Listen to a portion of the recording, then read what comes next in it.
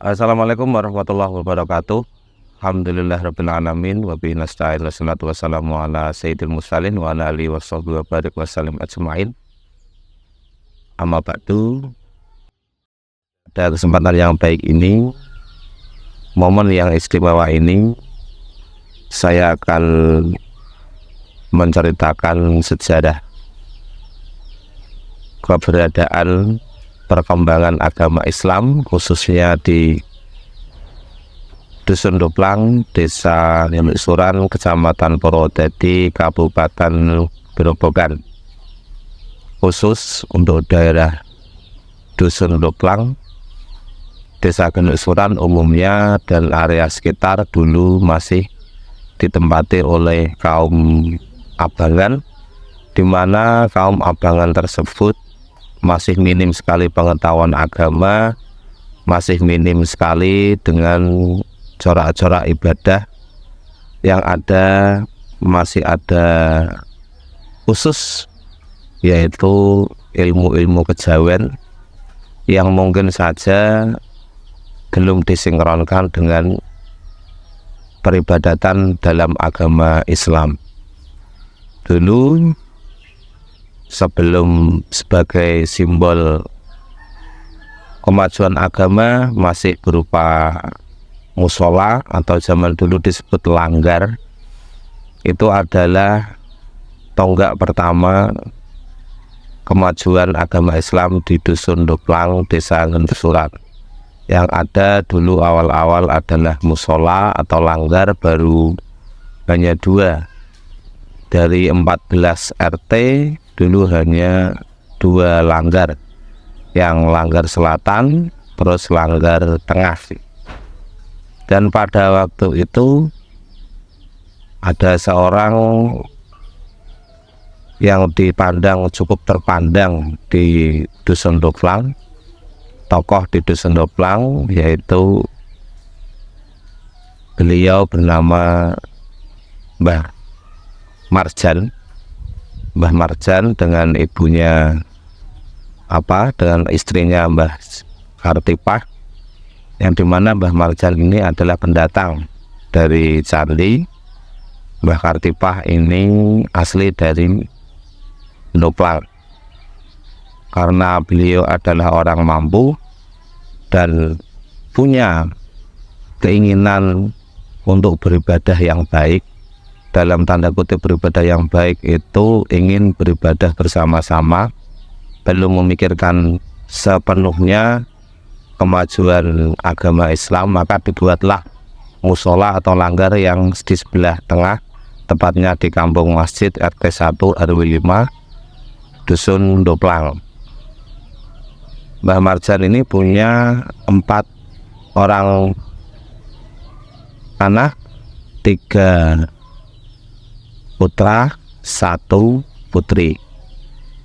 Dari keempat orang anak tersebut, kebetulan yang putri, Mbah Marjan itu hidupnya sebelum kemerdekaan punya keinginan jika nanti punya menantu laki-laki, pengen punya menantu yang berasal dari pondok pesantren. Akhirnya terwujudlah pada tahun 62 beliau mendapatkan menantu dari Desa Ngembak, Dusun Teresan, bernama Pak Nur Kholis, yang kebetulan lulusan dari Pondok Bandung Sari, Ngaringan, Kabupaten Grobogan. Dari awal inilah mulai dibentuklah kemajuan-kemajuan syiar Islam, dengan sedikit demi sedikit dipadukan dengan tokoh-tokoh dari Grobogan, khususnya dari kota Purwodadi seperti Pak Madehan, almarhum Pak Ali Munawar dulu, dan banyak lagi tokoh-tokoh dari Purwodadi yang diundang ke sini untuk memajukan agama Islam. Kemudian alhamdulillah sekitar tahun 70-an itu menjadi perubahan pertama. Langgar di Kampung Masjid ini menjadi masjid yang dulunya musola menjadi masjid, hanya ala kadarnya, yaitu dengan papan dan masih genteng-genteng yang model lama. Dan akhirnya alhamdulillah para sesepuh dari Dusun Doplang mendukung, dan terbentuklah masjid dengan badan kemakmuran masjid yang solid, mengumpulkan dari awal dari perpanen berupa jagung, berupa kedelai zaman dulu, itu berupa barang, nanti dikumpulkan dijual untuk membangun masjid. Masjid itu aslinya itu langgar. Pertama nggih, iki sejarah pertama niku. Baru langgar niku langgarnya Jawa, Pak di Jamburi, Pak di Sukarti niku kalian dari Bajono niku. Kalian hari niku bu sabet sapon mboten Kang Arjo, nek nomor 7 mboten Mas Kang Arjo, Pak Arjo niku beri ado niku.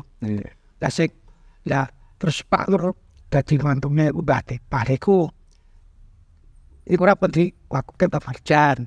Lah Pak Nur niku nggih wakoke dadan niku ora anu Hetan Dewi Seran. Terus Pak Nur niku Antika, Pak Nur. Lah sekian Dewi niku gadane Pak Nur Eksan didol dituku Pak Nur Koles damel madrasah niku diwakofke niku. Dadi sepakoke mboten Pak Nur Pak mboten nggih. Mbah Marcel, Mbah Tiban nggih. Adan lah jodoh sampeyan niku dan ujungan itu langgar sih.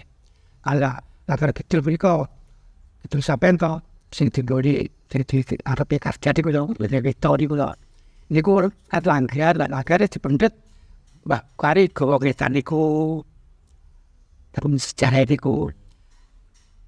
Pada akhirnya terbentuklah badan kemakmuran masjid yang solid, ikatan remaja masjid yang solid, dan termasuk juga terbentuknya Madrasah Diniyah Awaliyah yang menjadi pionir untuk daerah Ngenusuran dan sekitarnya sebagai madrasah pertama kali yang mengajarkan tidak hanya ilmu Al-Quran tapi juga ilmu agama yang lain seperti Al-Quran, hadis, tauhid, fikih, dan yang lain-lainnya. Dari daerah Candi, daerah Ngembak, daerah Nanyang, daerah Sugian, khususnya dulu orang-orang yang sekarang sudah mempunyai cucu bahkan sudah meninggal, itu banyak sekali yang dulunya sekolah di madrasah Dusun Doplang yang bernama Madrasah Tarbiyatus Sibyan.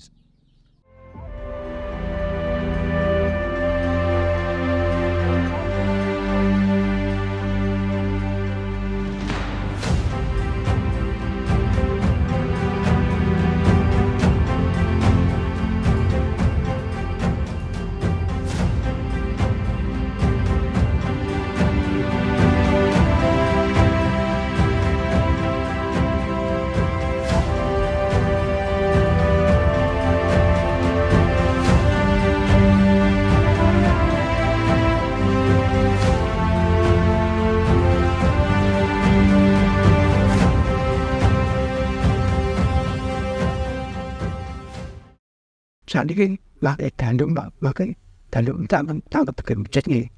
Niki wong ngerti lho. Niku mingke kan Tuhan Penga. Padahal lho. Lah sekitu makai rene sing sampai membuatkus pon. Ada kon pom gede cilik tuwa nom bil kon Tuhan. Dia nau kali. Là mình biết có cả nước lemah kuning berharap mas bahwa ini tak pedang red bahkan dulu ada sempat ini kok karena saya pun di fondasi bukti posisi terus di game dekat lokal itu fondasi stasiun fondasi rasono niku ono sing nukan terus kicing udah tayu niku gitu. Alhamdulillah dari prospek perjuangan para sesepuh-sesepuh kita khususnya Mbah Yai Nur Kholis sampai akhirnya menemukan ramuan atau metode yang tepat, yaitu dengan sama-sama menggandeng masyarakat, khususnya para sesepuh di kampung masing-masing. Akhirnya para pemuda-pemuda banyak yang mengikuti kegiatan agama, terus bergantian adzan, iqomat, sahur, dan mengisi takbir. Semuanya dilakukan oleh ikatan remaja masjid sekaligus didorong oleh para orang tua.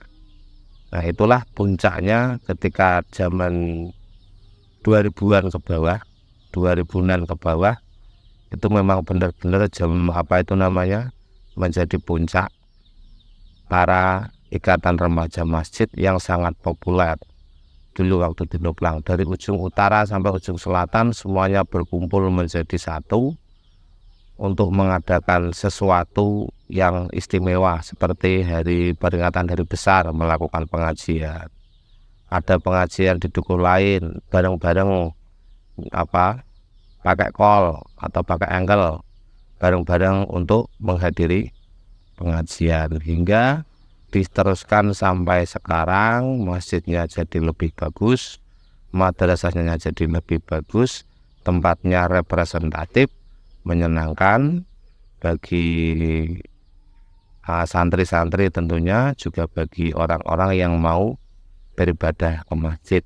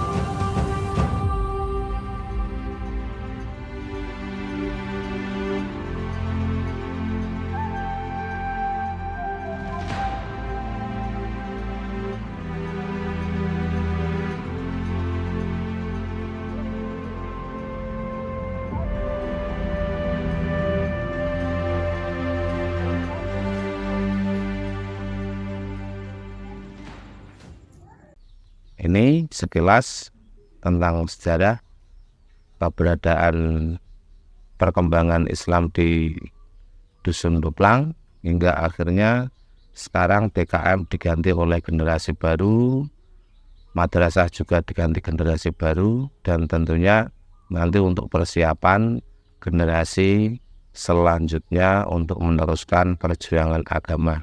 Semoga nanti generasi selanjutnya bisa lebih baik lagi, bisa lebih memajukan Islam dengan cara yang lain, dengan cara yang beda, sesuai dengan perkembangan zaman pada masa yang akan datang.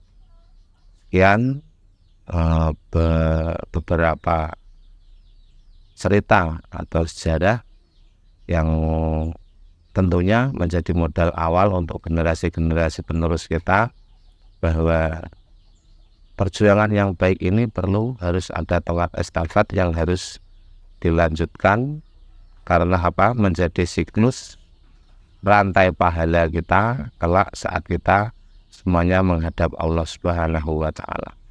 Terima kasih, sekian dari saya. Wallahumma fiqil aqwamit thariq. Wassalamualaikum warahmatullahi wabarakatuh.